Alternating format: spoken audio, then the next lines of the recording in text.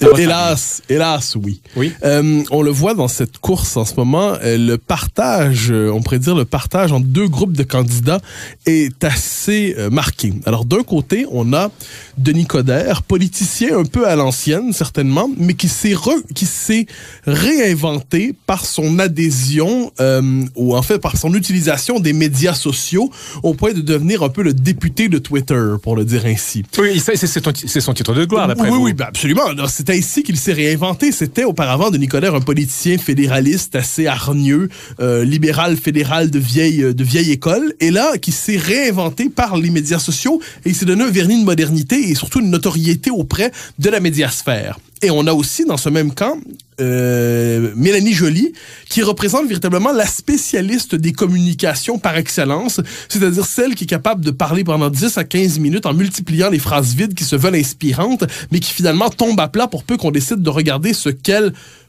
ont comme contenu. Et il y a aussi une chose, Suzanne, parce qu'elle est jeune, donc est-ce qu'elle représente la nouvelle façon de... Voilà, elle incarne le nouvel âge des communications, c'est-à-dire Denis Coderre fait partie de l'âge des communications où il fallait encore s'adresser à une foule, à un politicien à l'ancienne, où il fallait haranguer la foule, à tout le moins c'était une vertu.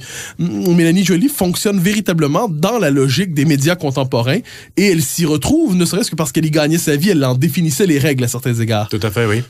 Pardonnez-moi. Donc, alors, il y a Mélanie Joly, Denis Coderre, il y en a deux autres. De l'autre côté, on a deux candidats qui se distinguent par, appelons ça, leur épaisseur programmatique. Il y a un contenu véritablement dans leur candidature. Épaisseur dans le sens de épais dans le sens de la densité programmatique. Alors, d'un côté, on a Richard Bergeron qui n'a pas le potentiel d'une vedette. C'est le moins qu'on puisse dire. Il a une forme d'aridité. Il a une espèce de personnage. On l'a transformé en professeur Tournesol. On y a construit un personnage médiatique. Pourquoi ça? Est-ce qu'il a l'air un petit peu déphasé? Oui, en fait, c'est qu'on lui dit, vous êtes radical. Être radical dans notre société, c'est tenir à une idée pendant plus de 3 minutes sans expliquer qu'on pourrait changer d'idée. Tournesol était radical? Non, mais dans le cas, c'est la synthèse du lunatique et du radical dans les circonstances. Oui. Mais Bergeron, on peut trouver effectivement qu'il y a des idées exagérées, loufoques, on peut trouver tout ça. Il n'en demeure pas moins qu'il mène une campagne véritablement sur une vision de la ville, une conception de la ville. Il en a une connaissance intime et je dirais, il est capable de la projeter dans l'avenir au-delà du brouillard actuel. Donc, c'est un candidat programme. Et de même, Marcel Côté, qui renonce à une vie dorée, c'est le moins qu'on puisse dire, renonce à l'abri des responsabilités politiques, se mouille dans la cité, mais on le transforme, il a un peu le personnage du père fêtard, celui qui va remettre de l'ordre dans une ville. Il ne prétend pas faire rêver les Montréalais, il prétend réparer les fondements de la ville.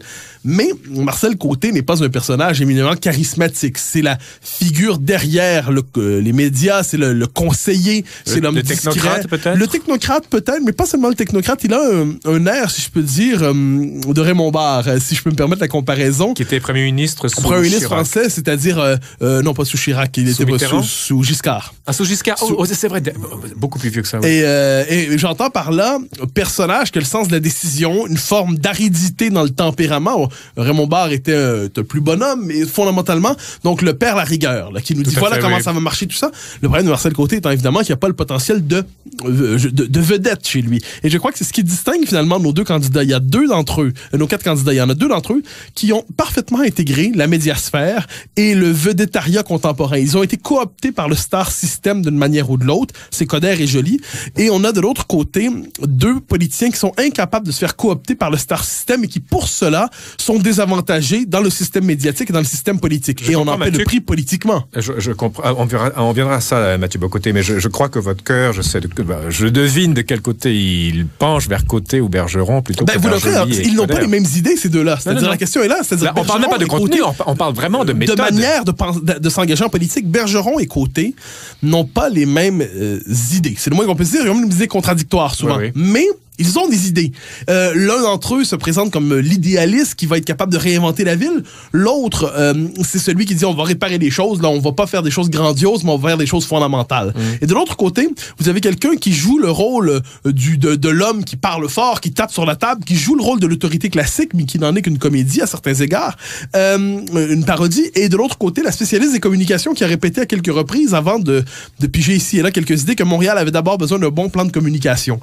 Et ce qui n'est pas complètement faux, quand même. Il faut savoir communiquer, quand même. Alors, dans un échange que j'ai eu avec Jacques Godbout une fois, il me disait autrefois les hommes politiques devaient savoir manier l'épée.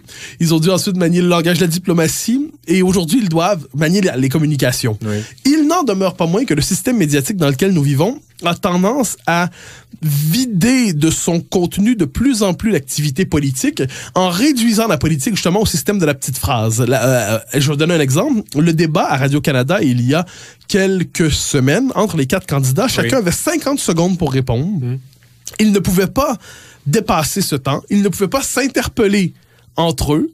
Et à travers ça, pire encore, les questions n'étaient même plus posées par des journalistes, disons, de métier qui sont capables justement de travailler le candidat en disant ce que vous dites, ça n'a pas l'allure, plus en profondeur.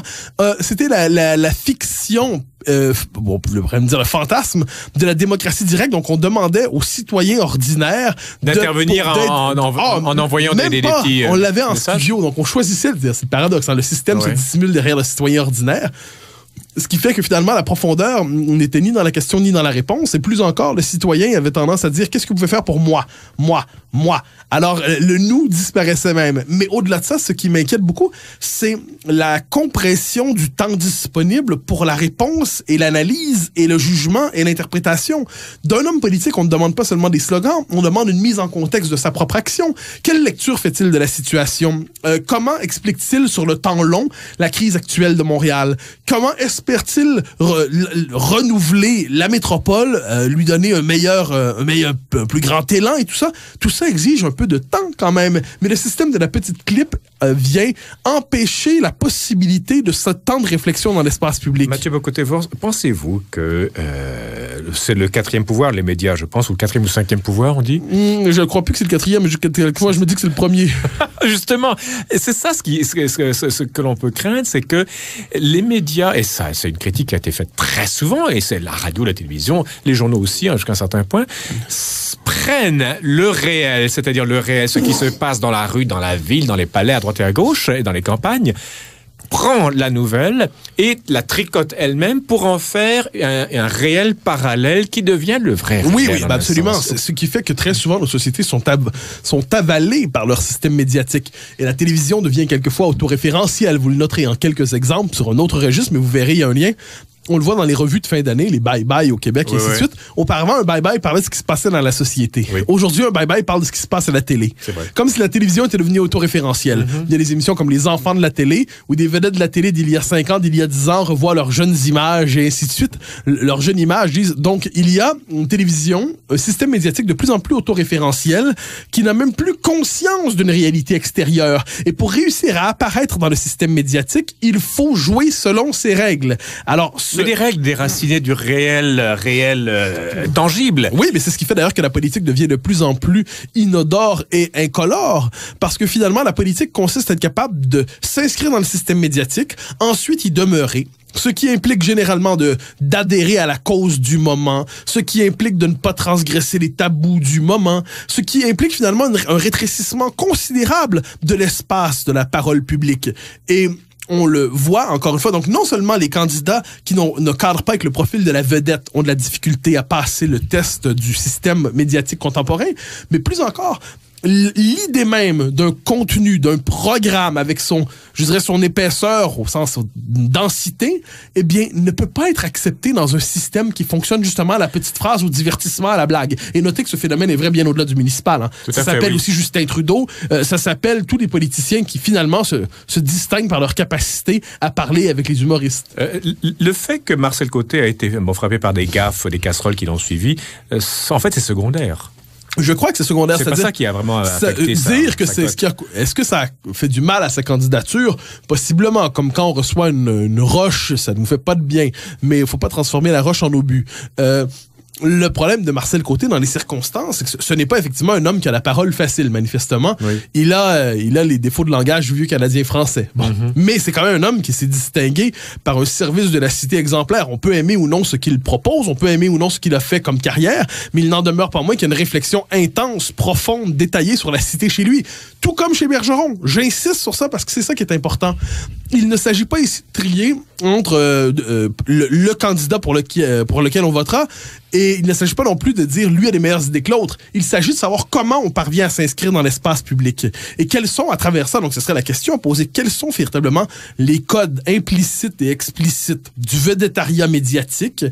De quelle manière peut-on le rejoindre? Une fois qu'on le rejoint, de quelle manière peut-on y demeurer, y conserver sa popularité?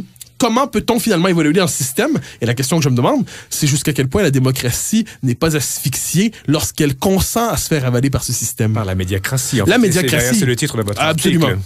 La médiacratie. Spéculons un peu plus, Mathieu Bock-Côté. La politique consiste, et vous le dites très souvent dans vos chroniques à Radio Ville-Marie et ailleurs également, à civiliser l'être humain dans ses passions sauvages, etc., lui donner un idéal et de fédérer tout ce monde-là dans une sorte de hiérarchie où tout le monde vise un but inaccessible par définition, mais qui est quand même structurant. Hein. Si la politique ne remplit plus ce rôle et qu'elle est inféodée au phénomène médiatique, tout ce qui doit être fédéré, civilisé, va devenir quoi? Une grosse barbarie? Ça se disloque, je crois, en ce moment. C'est-à-dire, il y a cette barbarie douce qui est la nôtre aujourd'hui. Il y a aussi ce sentiment d'impuissance. Hein. Le sentiment d'impuissance fait mal à la démocratie. C'est-à-dire impuissance individuelle ou collective? Impuissance collective. C'est-à-dire... Et là, on ne parle pas de cause nationale, cette fois-ci, on parle juste de municipalité. Ah, mais au-delà de la question nationale, je crois que c'est vrai dans toutes les sociétés occidentales. C'est-à-dire, lorsqu'on a l'impression que le rituel démocratique, le vote, et ainsi de suite, est déconnecté des pouvoirs réel, qu'il n'est pas permis de discuter de certaines questions, que le contenu, pour reprendre ce mot un peu étrange, le contenu n'est pas le bienvenu dans une campagne parce que c'est la meilleure manière d'endormir le citoyen. Oui. Quand on vit dans un tel système, eh bien, il ne faut pas se surprendre, premièrement, que le collectif se disloque, parce que le collectif se constitue par le sentiment qu'ont les gens de pouvoir participer aux décisions. Attendez, Mathieu, il se disloque ou il se recompose d'une autre façon? Là, je pose une question de sociologue. Oui, Est-ce qu'il se recompose d'une autre façon en allégeance plus porcelée? C'est une habitude chez certaines personnes dans mon métier de nous dire que rien ne décline jamais, rien ne se décompose jamais, tout change chez tout. Je crois pas. Là. Franchement, il faut dire... Vous êtes un sociologue un petit peu atypique. Hein? Je n'y peux rien. Hein. C'est bien malgré moi. Je considère que ce que je dis va de soi. Mais il arrive que certaines évidences soient dans la marge. Mais je considère que lorsque la cité ne parvient plus à apercevoir quelque chose comme une communauté, un bien commun, d'apercevoir ce qui nous rassemble au-delà de ce qui nous distingue, lorsque le système politique n'est plus capable d'accueillir les grandes controverses qui traversent notre société et de les transformer en alternatives politiques réelles, lorsque les personnes qui ont le plus de chances de réussir dans le système politique sont celles, non pas qui ont du charisme, ce qui est une chose, mais qui parviennent à... Puisque le charisme politique a sa propre loi, mais qui parviennent à jouer selon les règles du charisme médiatique, dans un tel débat, dans un tel contexte, évidemment, les individus se replient dans des appartenances infrapolitiques, infranationales. Ils se replient dans des appartenances de groupes circonstanciels, dans une esthétisation de la vie quotidienne, dans une négation de la cité. Et on le voit à Montréal en ce moment. Moi, ce qui me fascine de cette course, c'est que chacun y va de son refrain ou même des couplets qui viennent avec sur à quel point ils sont fiers d'être Montréalais, fiers d'être Montréalais. Mais le constat, mais surtout le constat de la ville ne va pas bien. Fondamentalement, vous avez beau être fier d'être Montréalais, tout le monde sait que cette ville ne va pas bien. Ce constat semble absent de la campagne. Chacun, devant ce constat, immédiatement, on préfère dire oui, mais on aime cette ville. D'accord, très bien. Mais la prise en compte du réel, la reconnaissance du réel est la première étape d'une pensée politique réelle et réfléchie. Ça fait penser aux téléromans américains. C'est que quand il y a des catastrophes, mais je t'aime, et c'est supposé saupoudrer cet amour, ce sentiment, qui peut être réel du reste, hein, oui, sur quelque chose qui va mal, est censé guérir la personne ou lui offrir un baume. Mais devant la catastrophe, l'essentiel remonte à la surface. Alors si devant la situation trouble de Montréal, ce qui remonte à la surface, c'est notre attachement à cette ville, c'est très bien. Mais une fois que cet attachement a été mis de l'avant, est-ce qu'il est possible, tout simplement, de faire le diagnostic le plus lucide qui soit sur l'état de cette ville? Et pardonnez-moi, la politique municipale a cela de singulier qu'elle est très concrète. Hein, on n'est pas ici dans la... C'est les égouts, c'est le transport en commun, c'est le déneigement. Mais c'est là qu'on voit si la cité fonctionne ou non. Il m'arrive souvent de dire que la première fonction du politique, à tout le moins depuis les Romains, c'est que les routes fonctionnent. Les Romains surtout, oui. Oui, alors et les Incas. Mon Dieu, les Incas, le Chasqui Inca, vous connaissez pas ça? Non. Les Incas ont duré, c'est les Romains de l'Amérique latine, hein, et ils ont duré 3 générations seulement, et ils ont unifié l'Empire. ils avaient pas de chevaux, ils avaient le chas, qui c'était des coureurs à pied qui relayaient des messages, et ce qui fait que de Cusco jusqu'à Quito, à 1500 km, ça prenait 2-3 jours pour faire envoyer un message avec des coureurs, des marathoniens. Mais alors, bref, on revient à l'essentiel, c'est-à-dire le transport, la possibilité de circuler sur un territoire, c'est une des responsabilités premières de l'État. Tout à fait. Or, on voit le portrait de Montréal. Quelquefois, j'aime dire que on dirait une ville qui était victime d'un bombardement. Tu croirais à Beyrouth. Beyrouth. Moi, je roule à Beyrouth. La Beyroutisation de Montréal. C'est une ville assez.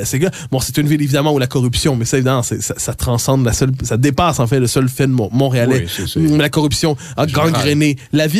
C'est une ville où des communautarismes se multiplient, où la langue française régresse. Et d'ailleurs, aucun des candidats n'a vraiment mis l'accent sur la langue. Hein? Ah non, mais ça, c'est fascinant. Alors, ça, c'est un autre exemple. Le rapport à la langue, par exemple, dans la campagne en ce moment, et ça, là-dessus, la critique doit être générale, sauf à Bergeron et à Michel Brûlé, qu'on a un peu négligé, mais qui apporte...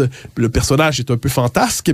Il n'en demeure pas moins qu'il amenait de véritables questions dans cette course. Mais donc, sur la langue et sur, par exemple, la question des communautarismes, 2 points, fait, oui. Les candidats se font poser la question, et alors la langue française? Montréal doit demeurer une ville de langue française? Et là, d'abord et avant tout, ils nous disent « Oh oui ». Et ensuite, ils se mettent à chanter le bilinguisme et à nous expliquer que le français ne doit pas étouffer les autres langues, blablabla. Alors, on décide de faire comment je veux dire ça, les simagrées nécessaires pour montrer qu'on accepte que le français soit langue officielle, et ensuite, on passe tout de suite à l'idée que ça doit surtout pas être si important que ça. Tout à fait, tous les candidats sont comme ça. Comme je dis, Bergeron un peu moins et Brûlé un peu moins. Mais Brûlé sur un autre juste, puis il va faire 3% au mieux. Oui. De l'autre côté, sur la question des communautarismes, on a la moitié des Montréalais et une très nette majorité de francophones qui sont favorables à la charte des valeurs du gouvernement. On peut être pour ou contre, mais il y a une majorité. Oui, tout à fait. Eh bien, les 4 candidats majeurs nous expliquent avec zèle et énergie pourquoi ils s'y opposent. Pourquoi? Ben parce que finalement, ils décident d'accepter la logique des communautarismes à Montréal, c'est-à-dire la poursuite des clientèles électorale fondée sur des... Autrement dit, il n'y a pas un Montréal. Montréal, premièrement, n'est plus au Québec, à certains égards. C'est-à-dire, Montréal devient autoréférentiel. C'est un autre élément de la campagne, vous le noterez bien. Oui.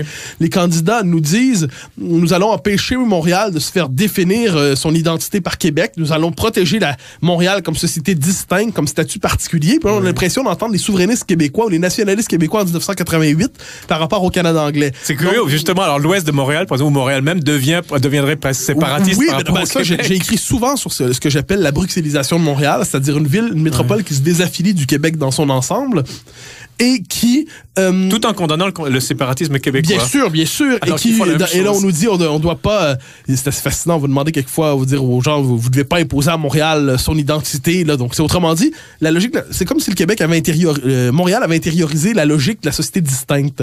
C'était assez inquiétant, une forme de partitionnisme tranquille. Donc, quoi qu'il en soit, tout ça est absent de la campagne, sinon à la manière, de ce point de vue, d'un consensus des candidats les plus populaires, parce qu'il faut penser comme ça dans le système médiatique aussi. Mais c'est vraiment, vous savez, ça me rappelle Solon, vous savez, qui a été le fondateur d'Athènes, qui est un poète d'ailleurs, qui a écrit la première constitution, et qui a dit, de toute façon, c'est propre à la démocratie, les premiers hommes politiques auront une idée et ils vont guider la cité. Les générations suivantes vont être, plus ils sont démocrates, plus ils vont devoir flatter le peuple, plus flatter la cité, et donc plus leur discours va se diluer. On peut retrouver ça, je crois, c'est chez Michelet, qui de ce point de vue était proche de la pensée antique. Français du 19e siècle, Jules Michelet. Qui disait, il y a d'abord le temps je crois que c'est Michelet, oui. Il y a d'abord le temps des temps héroïques, les temps fondateurs. Oui. Il y a ensuite les temps de paix, les temps gestionnaires. Et ensuite, il y a le temps de la dégénérescence, c'est-à-dire le temps de la corruption des institutions. Comme on est en troisième temps, nous, alors. Il y a un cycle naturel du politique. Ça, c'est une de mes convictions les plus intimes. Je suis proche de la pensée antique ici.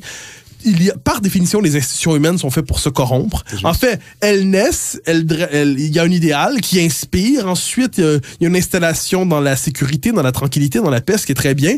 Mais cette installation dans la tranquillité favorise ensuite une logique de corruption, une corruption des institutions. Et ensuite, quand ça va très mal, réapparaît l'idéal et on transforme le jeu politique. Ça, je crois à ce caractère cyclique. Il n'y a jamais de victoire définitive en politique. Vous ne savez pas, Mathieu, mais vous êtes très hindou dans votre pensée. Hein? Oh, je suis, de ce point de vue, je suis... Et Nietzsche aussi. Mot grec, on pourrait dire. Grec, Nietzsche, hindou... Mais je préfère la référence là-dessus à la pensée politique classique et finalement, c'est la théorie des régimes.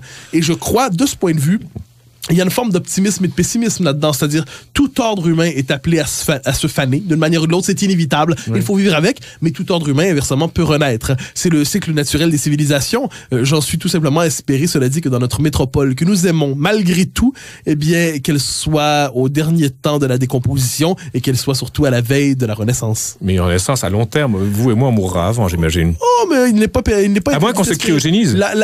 Non, la politique est faite de surprises, d'inattendus, de failles dans la fatalité. Et de ce point de vue, je suis un optimisme têtu. De caractère ou de conviction? De caractère. Je crois que dans une tempête, j'ai le réflexe du devin d'Astérix qui nous dit après la pluie, le beau temps. Mais j'imagine que tout ça, c'est précédé d'un bon repas. Si vous avez mal mangé, le politique est. Comme j'aime dire, l'homme le plus malheureux sur Terre a 3 raisons d'être heureux chaque jour: le déjeuner, le dîner et le souper. Mathieu Bocoté, merci infiniment. À la semaine prochaine.